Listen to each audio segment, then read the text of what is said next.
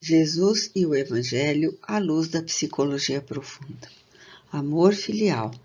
Evangelho, capítulo 14, item 8. Honrai a vosso pai e a vossa mãe. São Mateus, capítulo 19, versículo 19. A constituição de uma família não é resultado de acidente biológico, mas de uma programação que lhe precede a estrutura física e social. As soberanas leis da vida estabelecem códigos que se expressam automaticamente conforme as circunstâncias, obedecendo a padrões de comportamentos que estatuem as ocorrências no processo da evolução dos indivíduos em particular e da sociedade como um todo. Os pais, por isso mesmo, não são seres fortuitos que aparecem à frente da prole, descomprometidos moral e espiritualmente. São pilotes da instituição doméstica, sobre as quais se constroem os grupos de consanguinidade e da afetividade. Mesmo quando, aparentemente, emprestam as moléculas físicas para o renascimento dos espíritos, encontram-se sob jurisdição da providência divina, que jamais improvisa ou experimenta surpresas que são inadequadas ao equilíbrio cósmico. Os filhos, por sua vez, renascem através daqueles com os quais têm compromissos morais de gravidade para o desenvolvimento espiritual de ambos, genitores e descendentes. Desse modo, a vinculação pelos laços do sangue possui um significado expressivo do ponto de vista ético, que não pode ser desconsiderado. À luz do espiritismo, bem como da psicologia profunda, as heranças do código genético impõem condicionamentos positivos ou negativos, a que o ser reencarnante se submete por necessidade de reeducação interior, de reparação de desmandos, de conquistas relevantes sob qualquer aspecto consideradas. Não sendo o ser real o corpo, mas o espírito pelo qual se expressa e que o comanda, todos os processos pertinentes à sua existência devem transcorrer dentro dos sentimentos de afeição e de respeito pelos pais, mesmo quando esses não correspondem à elevação do ministério de que se fizeram um instrumento. Nesse sentido, a piedade filial é das mais significativas manifestações de amor que o espírito se deve impor, ampliando a área dos sentimentos e acrescentando outros deveres, quais os de gratidão, respeito e ternura impostergáveis. Quando se trata de pessoas não vinculadas através do sangue, mas que se tornaram pais adotivos ou os representam, esse dever é ainda muito maior, considerando-se que o afeto de que se fizeram objeto possui um caráter mais grandioso, porque, destituído da obrigatoriedade que a injunção carnal impõe quando ocorre a edificação da família. Esse formoso conceito, expresso no amar pai e mãe, não se restringe somente ao afeto, à consideração enquanto se encontra sob sua dependência econômica e civil, mas, sobretudo, quando lhes advém a velhice, o cansaço, a enfermidade e as necessidades que devem ser supridas mediante carinho e devotamento. O declínio das forças físicas e mentais, através das enfermidades e do envelhecimento, que atinge todos quanto têm a existência prolongada, é a fase mais significativa para que os filhos demonstrem o seu reconhecimento e amor pelos pais, porquanto, no quebrantar das energias, a amargura, a insegurança e a insatisfação transformam-se em verdadeiros calvários para as criaturas humanas. Como o jovem de hoje, inevitavelmente, não desencarnando antes, experimentará o processo de alteração celular, o bem que o oferte aos genitores, além de dever, é também sementeira para o próprio amanhã.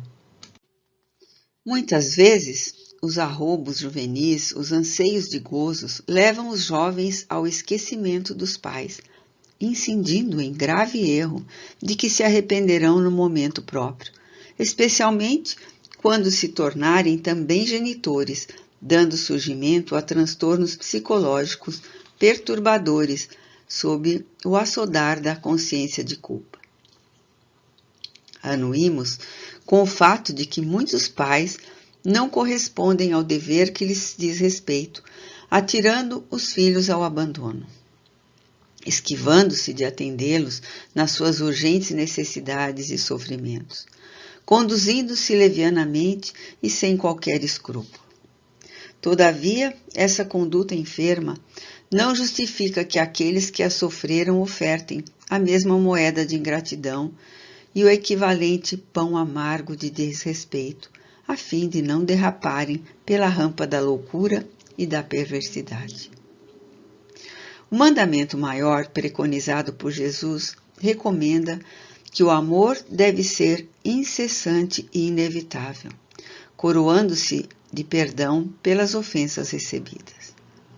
No grupo familiar, esse amor deve ser mais expressivo, conduzindo o perdão a um tão elevado grau que quaisquer ressentimentos de ocorrências infelizes se façam ultrapassados pela compreensão das dificuldades emocionais em que os genitores viviam, em razão da sua imaturidade moral e mesmo de sutis causas que remanesciam de existências anteriores, gerando antipatia e mal-estar, que não raro se fazem recíprocos.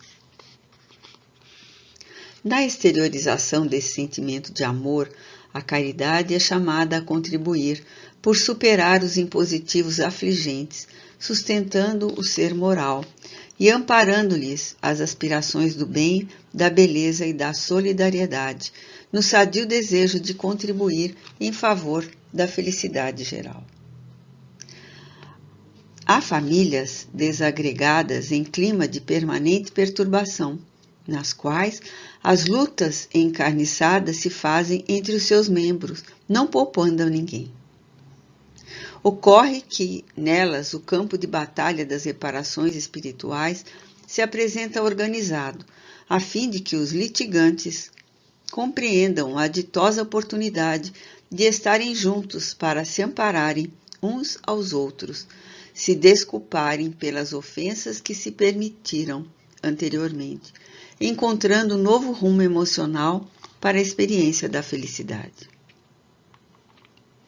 As famílias, por isso mesmo, nem sempre são ditosas ou harmônicas, constituindo agrupamentos de difíceis entendimentos, por faltarem os instrumentos da paz que cada membro desconsiderou em outra oportunidade, mas que agora retornam em carência.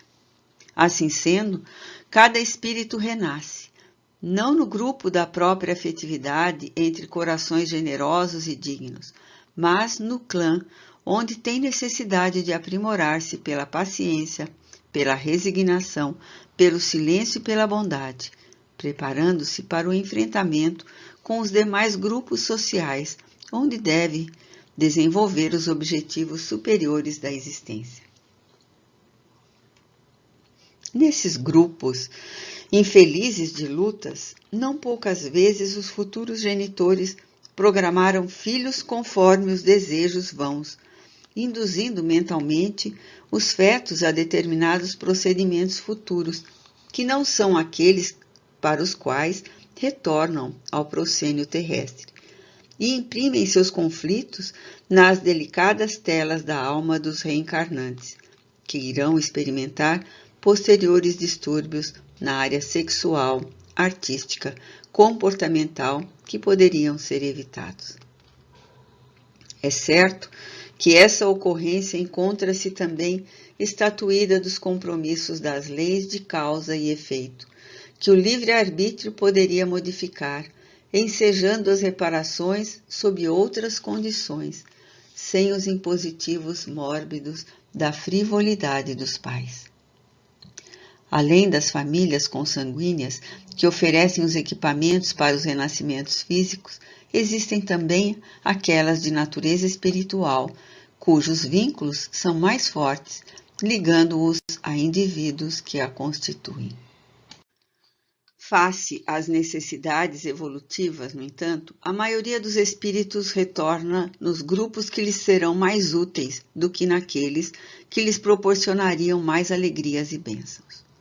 Seja, porém, qual for o tipo de família em que cada ser se encontre, cumpre-lhe o dever do amor filial e fraternal, para bem desincumbir-se das tarefas que ficaram na escuridão dos erros transatos. Quando Jesus, em pleno ministério, sabendo que sua mãe e seus irmãos o procuravam com ansiedade, de forma surpreendente interrogou ao grupo aturdido que o queria submeter à sua sombra coletiva. Quem é minha mãe e quem são meus irmãos? E após olhar em derredor a todos, elegeu como sendo a sua família, pois que, completou, todo aquele que faz a vontade de Deus, esse é meu irmão, minha irmã e minha mãe. O seu amor familiar ampliava-se a toda a humanidade para o qual viera, rompendo os grilhões do grupo restrito, para ensinar que, na condição de serem todos os indivíduos filhos de Deus, são uma só e única família. Ele já se houvera desincumbido dos deveres no lar, encontrava-se na idade adulta, direcionava os passos para o objetivo essencial para o qual viera. Não seria, portanto, lícito se detivesse para atender às paixões e controles de qualquer natureza em detrimento das determinações de Deus. Absolutamente lúcido, dispondo da sua faculdade de espírito superior, conhecedor do passado das criaturas e das injunções reencarnacionistas em que se encontravam, sem abandonar os compromissos morais da afetividade humana, preteriu-se, preferindo não